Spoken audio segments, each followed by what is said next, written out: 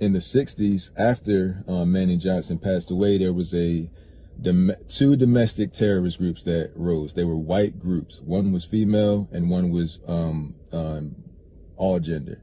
So the first group was the Weather Underground, a domestic terrorist group in the 60s. The other group was M19. One of the leaders of the Weather Underground is a man named Eric Mann. Patrisse Cullors says in an interview that Eric Mann was her mentor.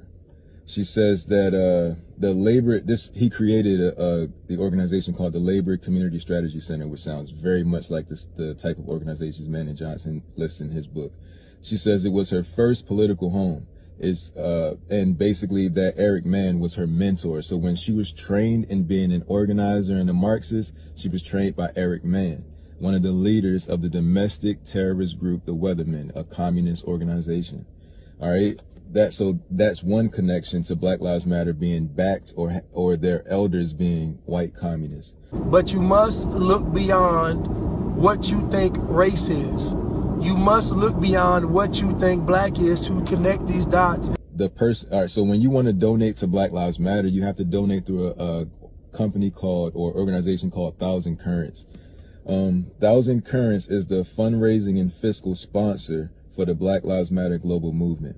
The woman who she served as vice chair of the board of directors for Thousand Currents, was an active member of revolutionary left-wing movements whose illegal activities included bombing U.S. government buildings and committing armed robberies.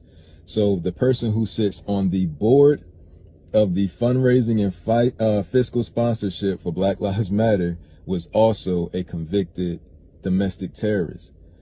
And then the mentor of one of the co-founders of Black Lives Matter was also a convicted domestic terrorist. They were all white communists. These are the people behind Black Lives Matter.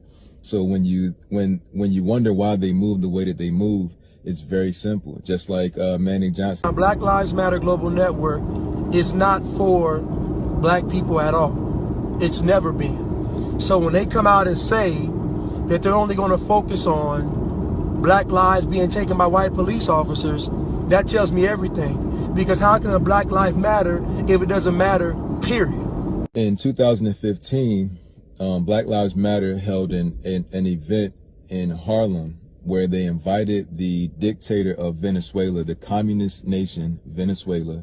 They invited him to be honored in America in 2015. So I want to just first off say thank you to the government of Venezuela and President Maduro. I really appreciate your participation in this event and your leadership. The same year, a 14-year-old was killed during a protest in his country by the police. So during that time, the people were protesting this guy and they were being killed in the streets. But this is a time when the leaders of Black Lives Matter, an organization against police brutality, invites this man to the country to be honored. They call him a comrade. They consider him a brother and a friend. You see, the whole premise behind Black Lives Matter is a false one anyway, because it's really a plea to the power structure to say, please stop killing us. My only issue with that is I don't believe you can actually beg the people that are oppressing you, beg them for you to exist. Like, I'm not asking anybody for my right to exist. I'm not. So I don't even have to make the statement that Black Lives Matter, because I know that my life matters, period. Now, you all can throw black in front of it. Anytime you see black in front of something, it's owned by the white power structure. Anytime you see black in front of something, it's owned by the white power structure. There's no such thing as black leadership, because black leadership has to be endorsed by the white power structure. So everybody you see that's in a position of power, that's black in leadership, they've been placed there by the white power structure. He even mentions the role of the media, which will sound particularly familiar to you, the viewer. Manning explains how the liberal left within media would go overboard in giving top news coverage to racial incidents, and also those incidents that are interpreted so as to show biased attitudes of whites against Negroes. Manning said, "This is a propaganda hoax aimed at not helping the Negro, but casting America in a bad light in order to destroy prestige and influence abroad." one of the other co-founders of Black Lives Matter. Her name is Opal Tometi. She visits Venezuela, and while there, she tweets out, this is a place of intelligent political discourse. A place of intelligent political discourse. That's a place where they killed their protesters, where the president literally gave them the authority to kill protesters, to use violence against protesters. So that part, the only thing those two people have in common, the only thing that Maduro, and his name's Nicolas Maduro, the dictator, the only thing that him and Black Lives Matter have in common is the fist of communism. That's why Black Lives Matter's logo is a black fist. The logo for communism is a red fist. It's the exact same thing. In 2018, I believe it was, Maduro's country had the #1, they had the most police killings in the entire world. This is the person that they invited to America to be honored. Black Lives Matter. The book even explains how black leaders looking to climb the ladder of success a little faster were used as frontmen to bait the black population to be led astray. In return for money and preferred treatment, these men became what Manning refers to as race leaders. And as the race leaders rose, the book continues to explain how white leftists descended on Negro communities like locusts, posing as friends come to help liberate their black brothers. They may no longer refer to themselves as the Red Army, but the actions being taken now and then are uncanny.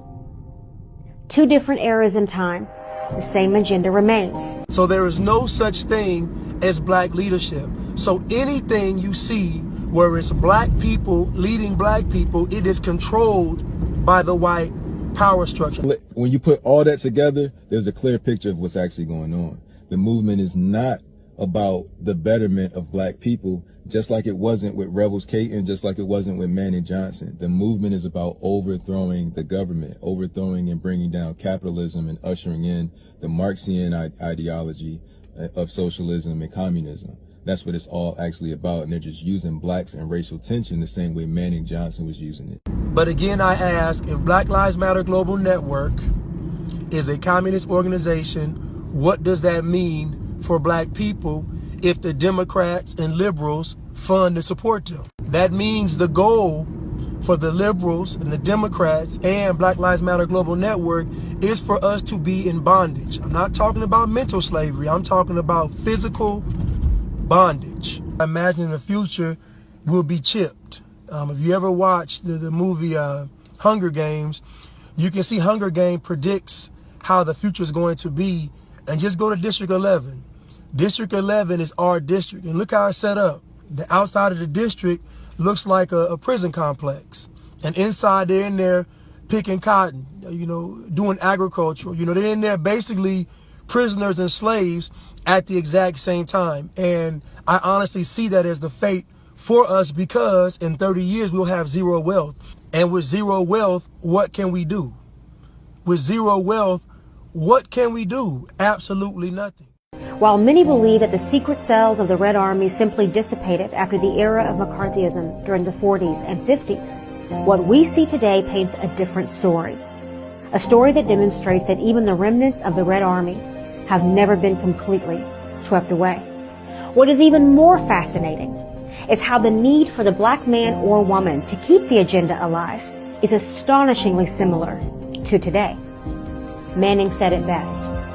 Deep in the swamp of inferiority, lack of ability, muddled thought, the Negro intelligentsia looks to the phony white liberals, politicians, and progressive hypocrites for leadership, guidance, and money. So if we understand economics, then we should understand that zero wealth as a people is slavery. And to top it off, to add to all this information about Black Lives Matter Global Network being a communist organization, we have BLM working with the Black Future Labs program, actually working with the Chinese Progressive Association. So everything links Black Lives Matter Global Network to being a communist organization.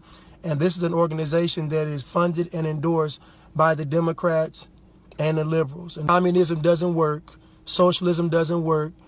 Marxism, which is communism, doesn't work. None of this stuff works. It does not work because the people at the top still are rich. The people at the top still have all the money. It's just everybody else on the bottom's on the same level. It's still oppression, it's still bondage. It's just a nice way of being enslaved. State-run media has again seemingly given Joe Biden yet another de facto endorsement. They ran an op-ed this weekend. It's a de facto, it's a glowing in-your-face endorsement. Yes, and they say that, quote, Biden's worldview runs parallel to Beijing's. They talk about how if Biden is, quote, truly determined to reconcile with Beijing, nothing should stop him from coming to the negotiating table. And they draw many distinctions between Joe Biden's negotiating tactics and that of Donald Trump's. Beijing says Biden will be, quote-unquote, smoother to deal with. Well, Chinese President Xi Jinping has not said this. His mouthpiece, the Global Times, has. It ran a 1,200-word article backing Biden's campaign. His views are in line with Xi Jinping's. This is what Yang had to say on Biden. First, that the United States will be more predictable under Joe Biden. Its leaders, many of its leaders are members of Left Root. Left Root is an organization of the hard left, in which a lot of people, the Chinese Progressive Association of Boston, its leaders are also members of Left Root. And I think that's where the ideological overlap is with Alicia Garza and the Black Lives Matter organization, because Alicia Garza is a Marxist, has said that she needs to smash capitalism, has said this several times. I just viewed a video this morning of the two other founders, Opal Tometi and Patrisse Cullors, chanting, we have nothing to lose but our chains, which is obviously straight out of the Communist Manifesto. Wait for it, free blacks, get money, come.